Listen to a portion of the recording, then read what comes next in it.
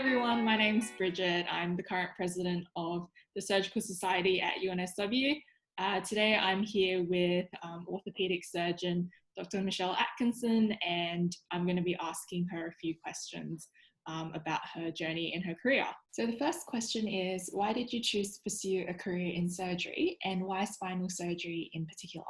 You can change your mind, and you don't have to be definite in the field that you wish to go into or whatever area of medicine you wish to specialise in when you're a medical student. So before I got to medical school, I wanted to be a GP. And when I got to medical school and did country rotations from the Uni of Newcastle, I wanted to be a rural GP. And, then I was given a mentor who was the professor of orthopaedic surgery, Gordon Kerridge. And that was my introduction to orthopaedics. And then I took an elective in third year and found it really fascinating. And then in fourth and fifth year, I did obstetrics, and I just loved that, delivering babies. So I thought, maybe that's what I'm going to do. And when I became an intern, I asked for orthopaedic and obstetric rotations, and I was given them both in a trade-off for taking holidays in the first term of the year when nobody has any money to spend on holidays, but that got me my rotations. And I did orthopaedics again and just loved it. I was just fascinated by the fact that you could take someone that couldn't walk and fix them up, and the next day they could walk again. And I was fascinated by the mechanical aspect, putting them all together. And then I did obstetrics, and I just thought, oh no, this is not for me. This is, fussy women can't manage this. Only a tiny bit of it is about delivering a baby, which is like the fun part. So I, sort of started thinking more and more of doing orthopaedics and asking for more orthopaedic terms. As female medical students, I'm sure many of us feel some apprehension towards pursuing a career in surgery. So how would you summarise your experience of going through training and becoming a surgeon? Okay, so my experience was that I had good and bad rotations, and that I worked with people who were respectful and people who were not. I was always able to step back and go, wow, you're a really badly behaved old man. You shouldn't be behaving like that. But it didn't actually influence the fact that I was learning orthopaedics or seeing fascinating cases. I also asked in advance about different terms. At that time, the cardiothoracic term was well known for not being respectful towards women. So, I did not attempt to do that. And, when I moved on to different hospitals, I did those sort of rotations. I think you've got to be proactive, get the information from the people on the ground, know what you're heading in for and why you're there. And following on from that, do you have any advice on completing the training program and going on to attain leadership positions within ranks? With things like leadership, you start at the bottom and work your way up. Sort of don't become the chair of New South Wales like Paul Mukherjee is without, working your way up through different committee positions. You need to understand how committees work, a bit about governance and structure. What inspired you to adopt a role in advocacy within surgery? I guess as you move through with your own experiences, you have your own ideas about what you feel is right and what you feel is wrong and what could be better and how you might make it better. And that's where you start stepping forward and trying to make a change. For cultural change, you have to model what you feel it should be. Then you have to work out the different ways of influencing. And my feeling is the first way is mediation. It's talking to people. It's when somebody rings me up and says, this person behaved badly at our teaching session, it starts with as the College of Surgeons says, a cup of coffee conversation with that person. And that might go nowhere, and then you might call in somebody else within the hospital system or within the university to have another conversation with that person. Could you also tell us a bit about your role in addressing maternity pay and flexible training options within orthopaedic surgery? So I didn't receive maternity leave when I was going through and just didn't question it. All I wanted to do was get through my training. When I heard that almost 20 years on, that somebody was not going to receive their pay for taking 6 to 8 weeks off after having a child, I just thought that was utterly outrageous.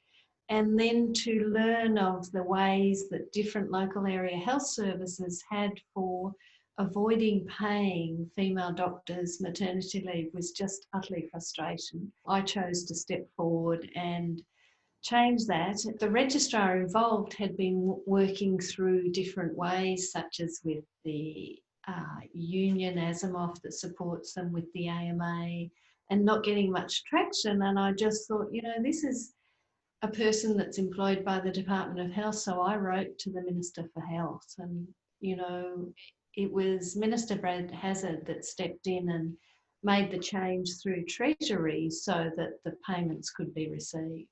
And, I think those options are available to every doctor that had heard about her situation and every doctor that knew that it was happening to women to step forward and make a change. My next aim is that each male in any partnership can have equal amounts of leave, because I think that brings home to both people in a partnership that raising children is a shared responsibility. I did my fellowship overseas and had 2 small children.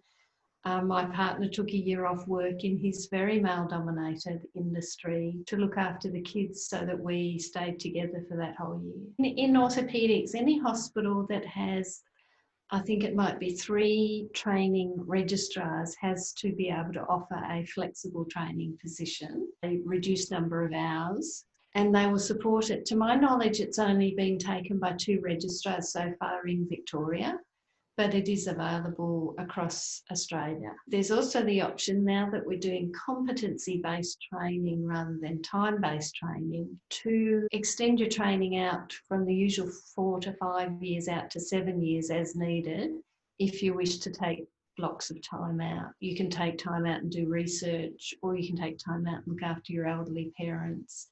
So it's flexible in that way. It really has to be done in blocks of 6 months if you're taking the time out, just to make it easier for the other rotations. But if you're taking maternity leave, you obviously take it whenever it falls. Going off on a bit of a different tangent, can you tell us a bit about your experience working in the Defence Force and how you got into that position? Some years ago, I heard Annette Holian, who's an orthopaedic surgeon in Victoria, speak about how she helped at the earthquake in Indonesia. And so I rang her up and I said, how did you get that gig?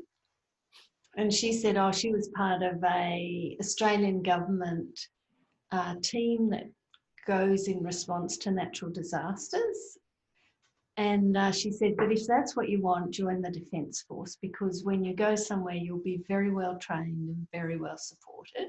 And at that stage, my father was researching his father, who was in the Navy in the First World War, and then he was also looking after the flying boats evacuating people out of Singapore in the Second World War.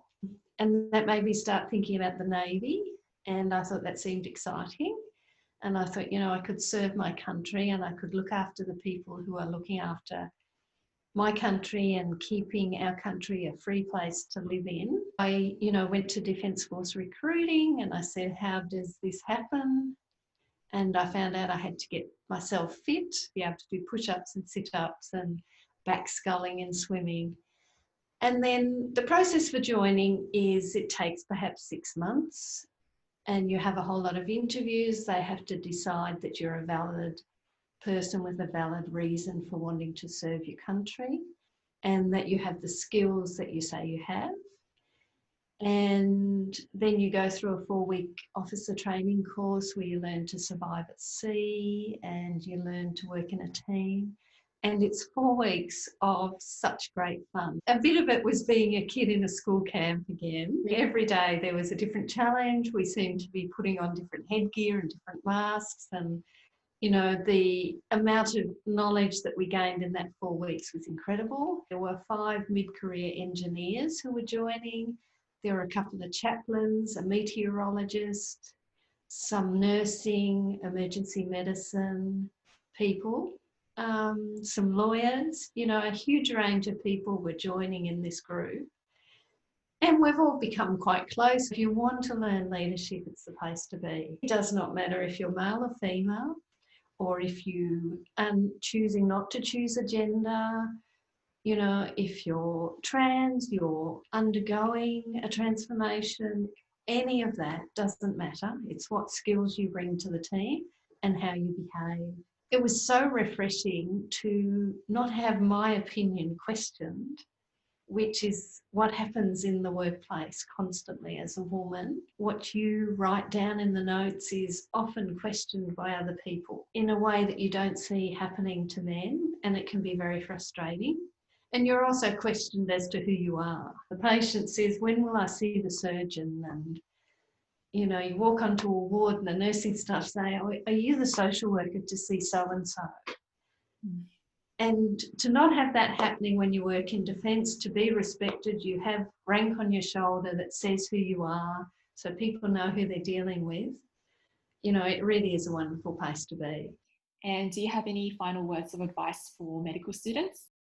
Yes, my advice is enjoy being at uni. Don't take on too many responsibilities. It should be a really fun time. You don't need to work 8 a.m. till midnight every day when you're at uni. You don't need to be ticking off boxes yet. That all starts once you become an intern. This year, some of the different specialties within the College of Surgeons have chosen to only accept things that you've done as points on your CV for getting onto a training program if they were done in the last 5 years. So just be wary of what you're cramming in university. It may not count when you get there.